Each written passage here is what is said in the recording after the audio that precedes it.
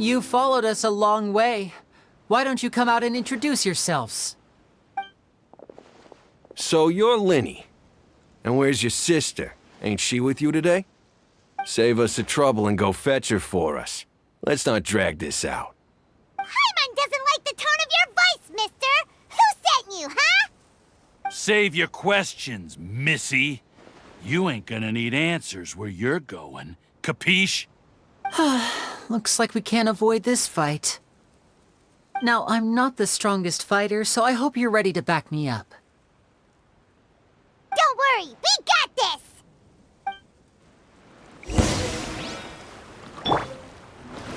this! Order guide you!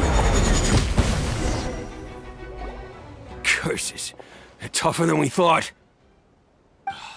Vision wielders are always trouble. Intimidation ain't gonna work like it did on the lady. Come on, let's scram! Hey, wise guys! We ain't through with you yet! Oh, they got away! Did you catch what they said just before they left? Something about intimidating someone else. Sounds like they just wanted to rough us up as a scare tactic, and they've already done it to someone else, but who? You're right. She was injured when we saw her yesterday, and she acted like she had something to hide. Maybe she was too scared to tell us the truth because those guys had threatened her. Well, if that's the case, she should be more willing to open up to us once she learns that those thugs won't be bothering her anymore. Let's head back to the cafe and see if we can get any information from her.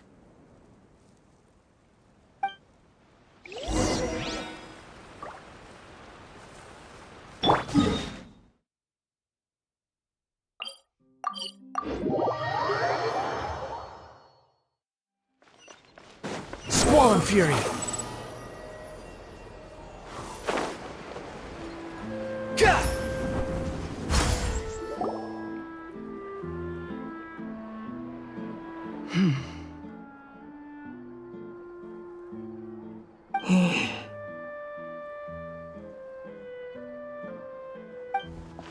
Jemma? You again. What is it this time? We just ran into the men who've been threatening you, and we gave them a taste of their own medicine. So, you can relax now. We're here to protect you. What? Why?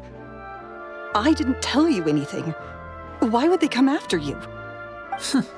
Sounds like they're no strangers to you. That's putting it mildly. I know them all too well, and I hate them with every fiber of my being. It's been 10 long years, and still every time I try to look into Cesar's death, they show up and warn me not to do anything stupid. How do I know I can trust you? Do you really think you can get to the bottom of it all? And why are you doing this? I'm afraid I can't reveal all the details just yet, but I can promise you this. I will expose the Phantom Weasel's true identity. Because you see, this is a personal matter of the utmost importance. I give you my word. Trust me. Okay. How can I help you? I've heard that Cesar used to have a magic workshop where he kept a lot of his personal effects. If possible, I'd like to take a look at them. Do you know where it is? The Fleuve Sonde. But the place was sealed up by the police after his death, and no one's been there since. I also know that the Fleuve Sonde is dangerous territory. Lots of hostile groups lurking around. If you're serious about going there, please be careful. Understood. Lynette, you stay here and take care of Jemma.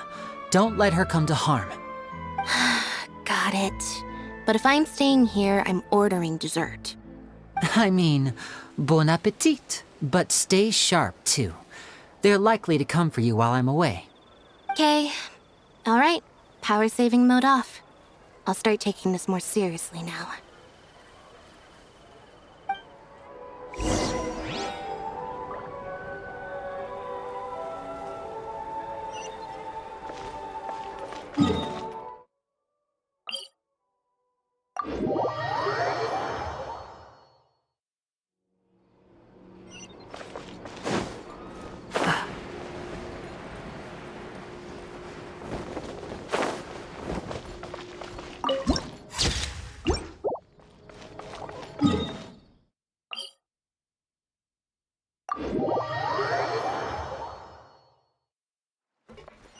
wind rises.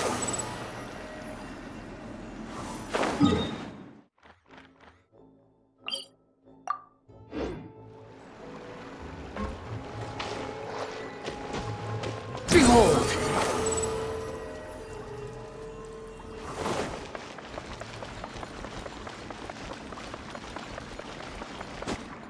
Squall and Fury! If Jemma gave us the right location, then the workshop should be right nearby. Huh. Looks like these boxes are blocking the entrance. Let's shift them away first. There we go. It should be just down here.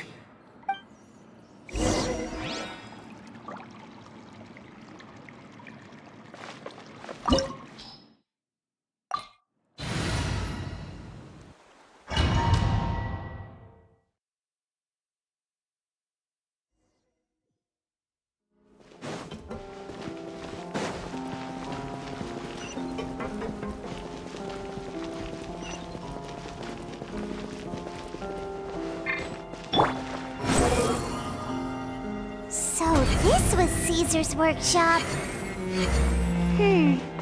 Nothing suspicious here, just normal magic props. Let's head in further. What was that? Oh, is this one of Cesar's gadgets? Guess we must have triggered some sort of device.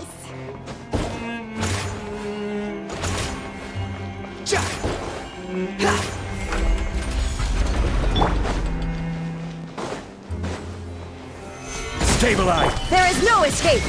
Rest and rebuild! Step right up! The wind rises. Gather!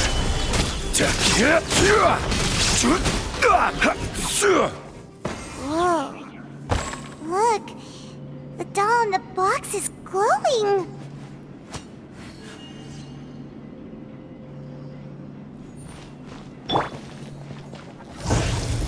There's something written on the card on this doll. Let's take a closer look.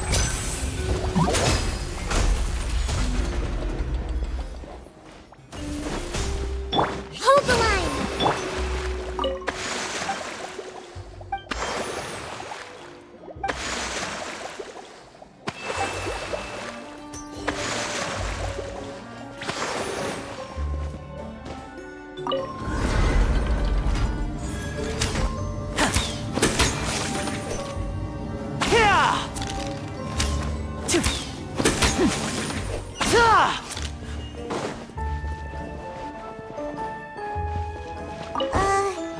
These magic boxes are moving.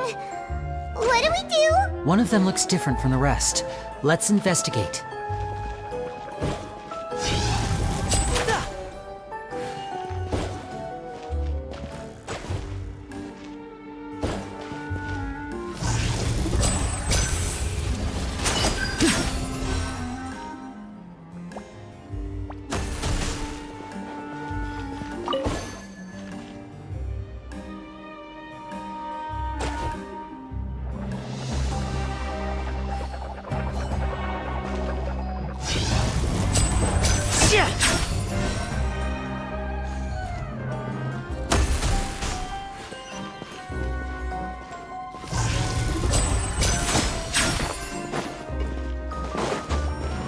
Behold!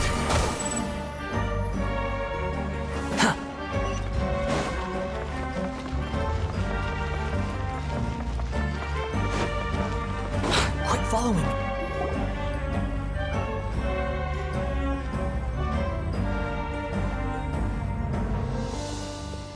That's weird.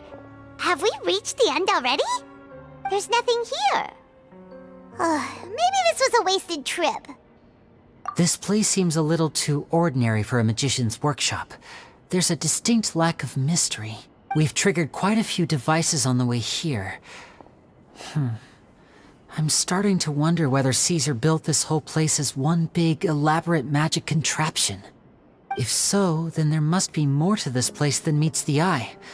Maybe a hidden room somewhere. Aha! If I just move this book, then hopefully, and presto. A secret passageway! How did you know? I'm a magician too, and apparently great minds really do think alike. Looks pretty big inside. Let's head in and take a look around.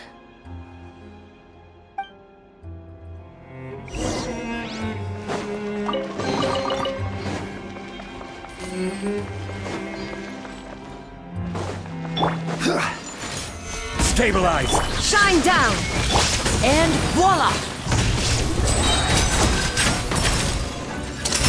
Here comes the finale!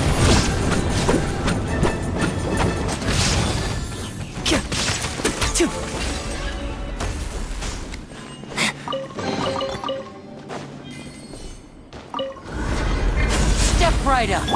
Rust and rebuild!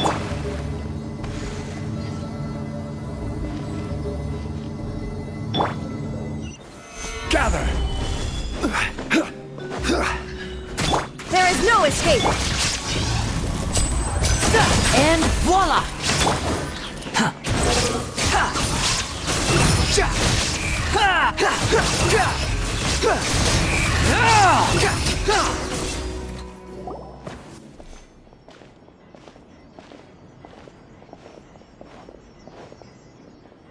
Why have you stopped, Lyney? Is there some device in that box? It just looks familiar somehow. Let me check this out for a second while you guys go on ahead. If anyone makes a major discovery, let's rendezvous here. All right, see you in a bit!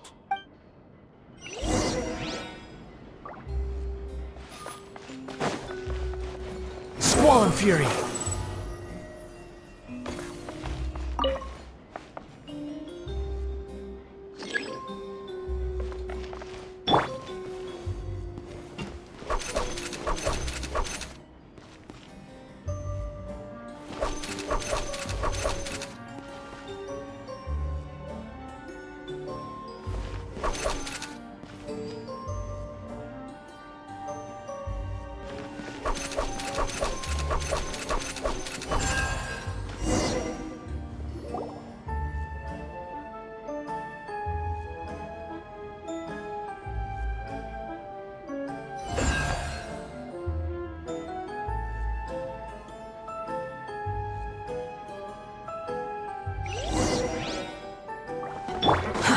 Too slow.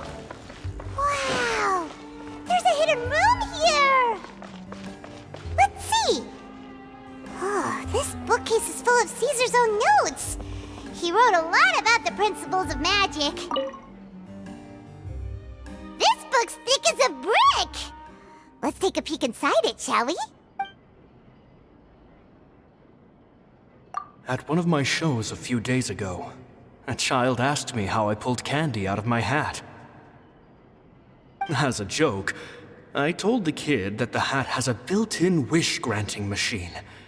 Next thing I know, today a whole bunch of kids were pestering me to pull all sorts of things out of the hat. So I told them another white lie. The machine needs time to power up, but in the meantime, you can write your wishes down. Well, they took me up on that offer, enthusiastically. As I write this, I've only just got back from running around all over town, buying the things they wanted. Boy, are my legs sore. I wound up saving very little this month, but that's not a major issue. I now have a bigger problem. How am I going to hide all these things inside my hat?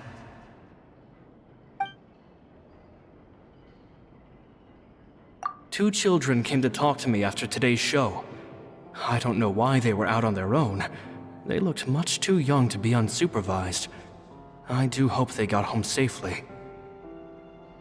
Anyway, they said that they wanted me to teach them how to do magic. It's not uncommon for children to ask this, of course, but I've never seen any of them as serious about it as these two. I told them that learning magic is very hard work, but that didn't faze them at all. It's like they already knew. They seemed so committed. I couldn't turn them down.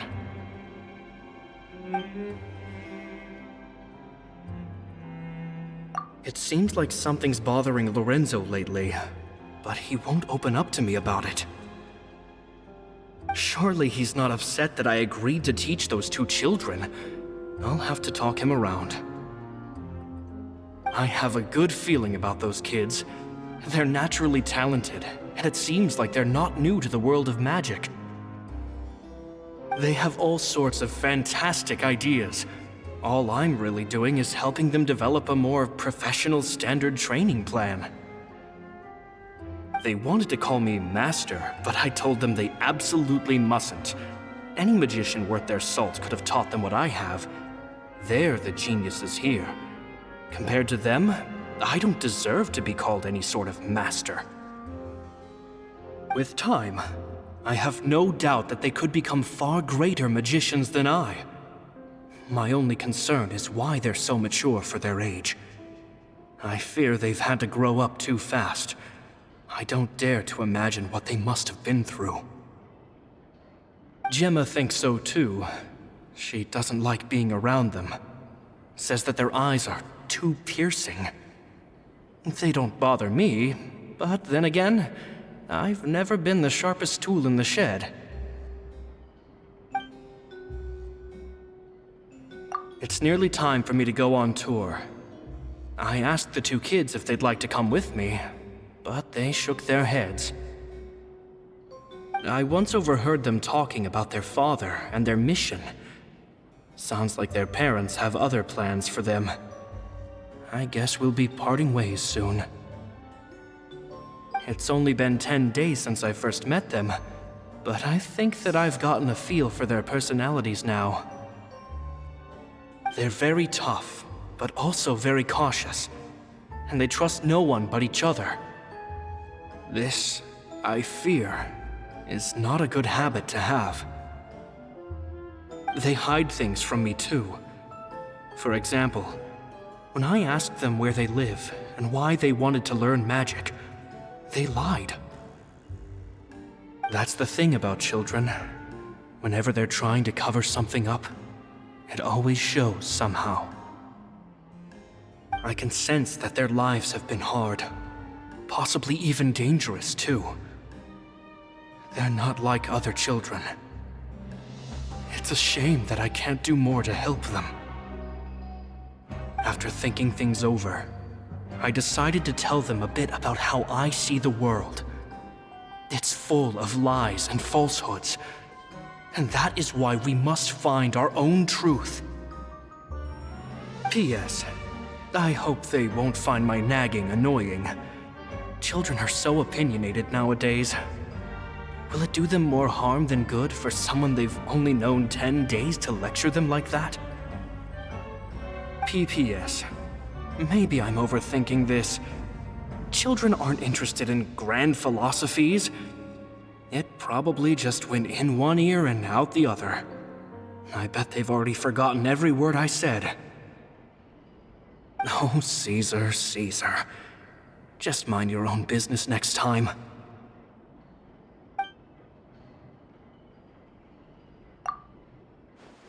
Two magic geniuses with a father and a mission, huh?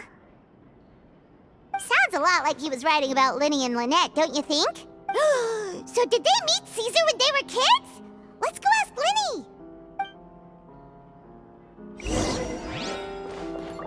The wind rises.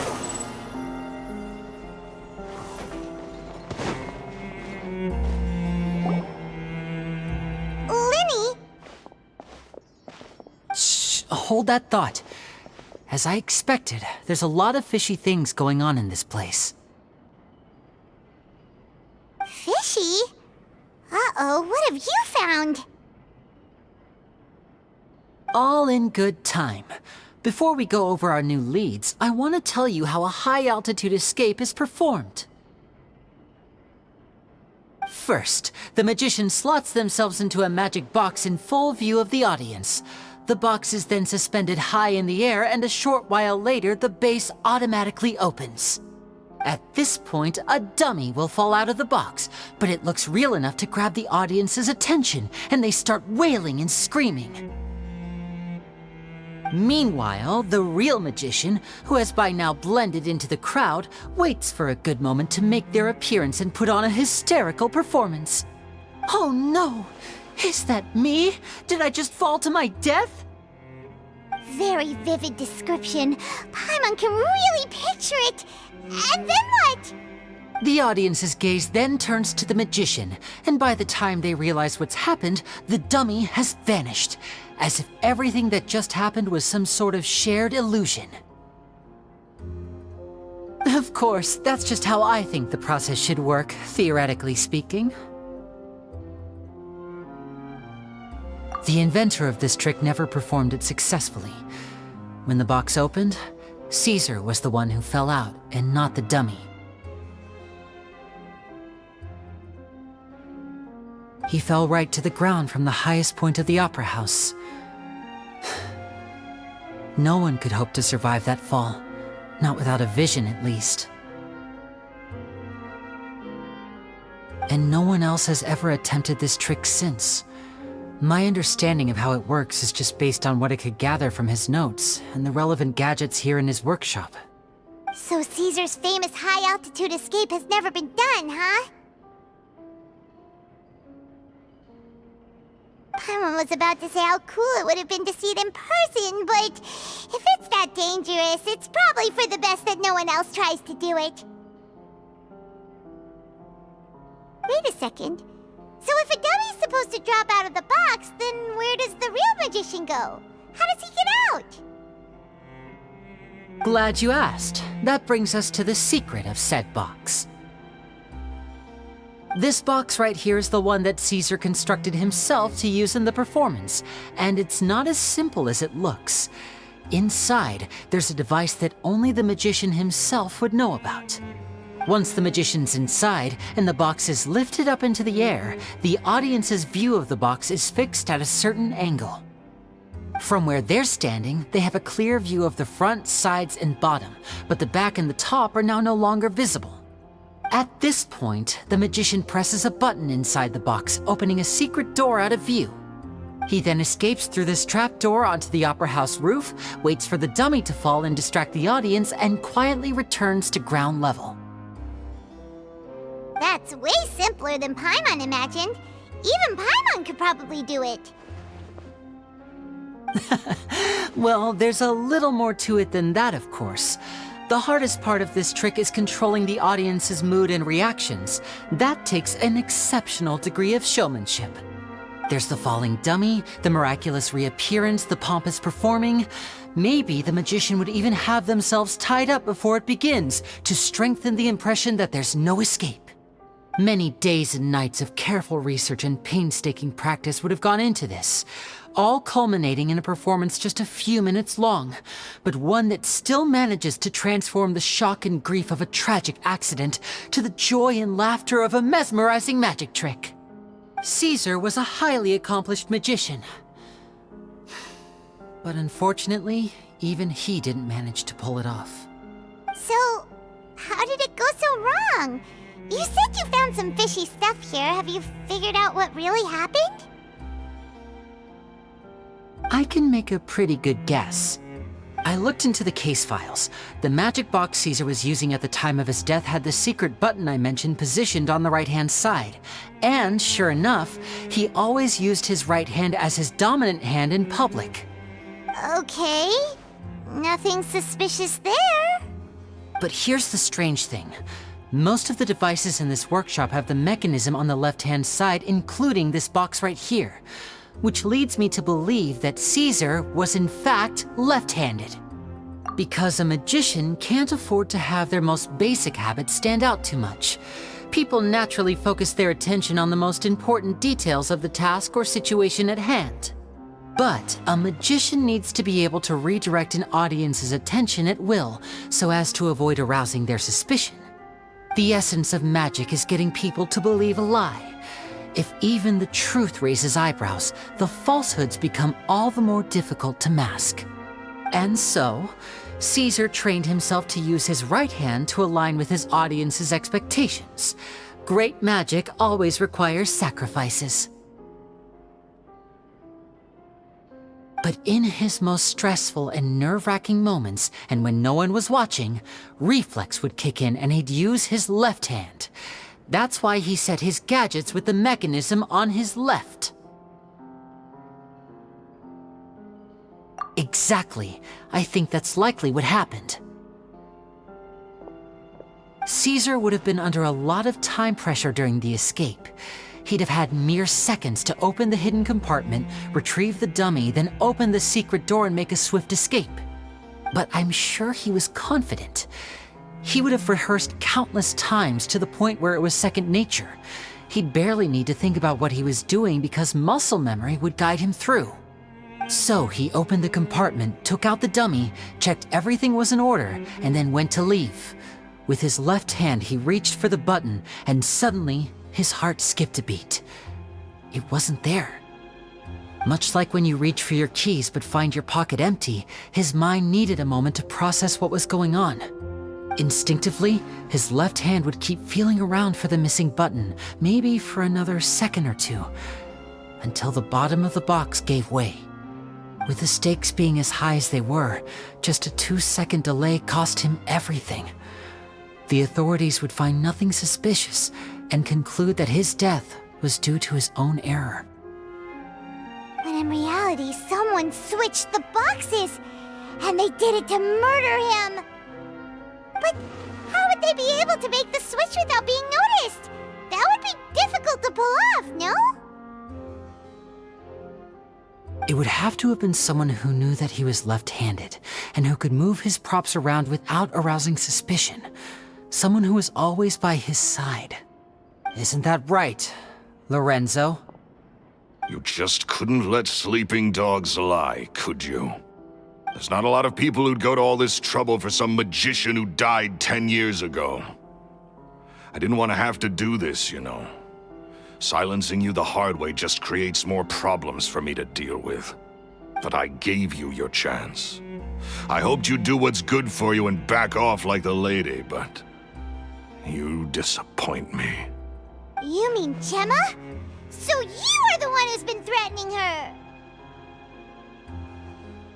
Yes, although however stubborn she might be, she was never much of a liability. But you people, you never even knew him, but for some reason you just wouldn't drop it. Which is why you can't leave this place alive. Take them out, and make it quick. Do your worst!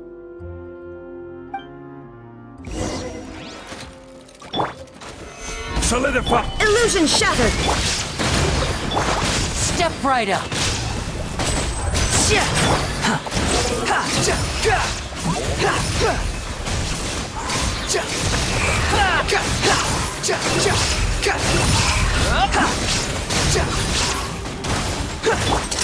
Let's get this show on the road!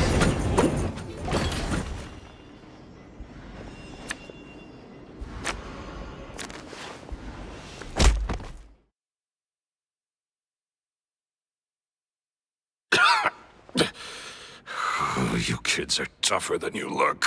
Had enough yet, Lorenzo? Your cronies can't help you now. I think it's high time you started talking, and what I'd really like to know is, why did you murder Cesar? If I had a mora for every time you said that man's name. Of course you idolize Cesar, everyone else did. But I was the real genius magician. Me! He was just an amateur who did cheap tricks for gullible children. I was the one who made magic into the fine art it is today. The aristocrats doffed their hats to me! So it was jealousy. Jealousy. Hatred, more like. I hated Cesar. All he cared about was his magic. He lived and breathed it. He poured everything into his street performances and his stupid tours like it was just a hobby to him, never bothering to think about Mora. What sort of fool devotes their life to the art of deception and never has a Mora to show for it? But the people loved him, didn't they? Oh, how they looked up to him. No one gave me a second look. All I ever heard was, "Oh, your master's amazing, isn't he?" Amazing. Yeah, so amazing that he was completely broke. Every other apprentice was living it up at their master's expense, but no, not me. I put in all the work, mastered all the skills, and it brought me nothing more than the life I already had. He forbade me from using magic to trick people out of their mora. There was nothing he hated more than that. And with his reputation in Fontaine, it was too risky for me to go it alone. As long as he was alive, if I dabbled in my own brand of money-making magic, he would expose me, and it would destroy me.